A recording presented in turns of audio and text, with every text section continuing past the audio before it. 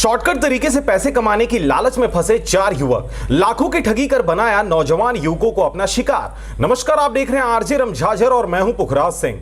फर्जी ट्रेडिंग और निवेश के साथ 100% मासिक लाभ रिटर्न का झांसा देकर पढ़े लिखे युवाओं को फंसाने वाला देवेंद्र कश्यप अब भी पुलिस की गिरफ्त से बाहर। देखिए रिपोर्ट।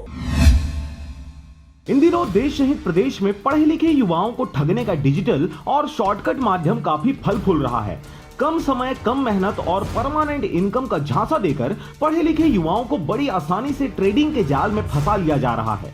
ऐसा ही एक मामला हाल ही में सामने आया है, जिसमें रायपुर छत्तीसगढ़ शास्त्री मार्केट का रहने वाला देवेंद्र कश्यप नाम का युवक, जिसने सैकड़ों लोगों को अपने ऑप्शन ट्रेडिंग और परमानेंट मासिक इनकम के जाल में फंसाने की कोशिश की। परंतु यह मामला तब सामने आया जब बेमेतरा जिला के नांदघाट थाना क्षेत्र के 4 युवाओं ने बीते दिनों ठगी का शिकार होने के बाद रिपोर्ट लिखाया। और इन पढ़े लिखे युवाओं ने अपने रिपोर्ट में बताया कि वे देवेंद्र कश्यप नाम के युवक से पहली मुलाकात में ही काफी इम्प्रेस होने के बाद भी ठगी का शिकार नहीं हुए थे, परंतु लगातार मुलाकातों के बाद आखिरकार वह देवेंद्र कश्यप के प्रलोभन वाले झांसे में आ गए और 100% मासिक लाभ रिटर्न के लालच में आकर 30 जून 2023 को 2,27,700 रुपए इकट्ठा करके यूपीआई कोड के माध्यम से देवेंद्र कश्यप के खाते में पैसा डाल दिए। परंतु एक माह बीत जाने के बाद जब किसी प्रकार का लाभ या रिटर्न प्राप्त नहीं हुआ तो वे देवेंद्र कश्यप से संपर्क साधे, परंतु किसी प्रकार का रिस्पॉन्स नहीं मिला। लगातार फोन करने और मिलने की कोशिशों के बाद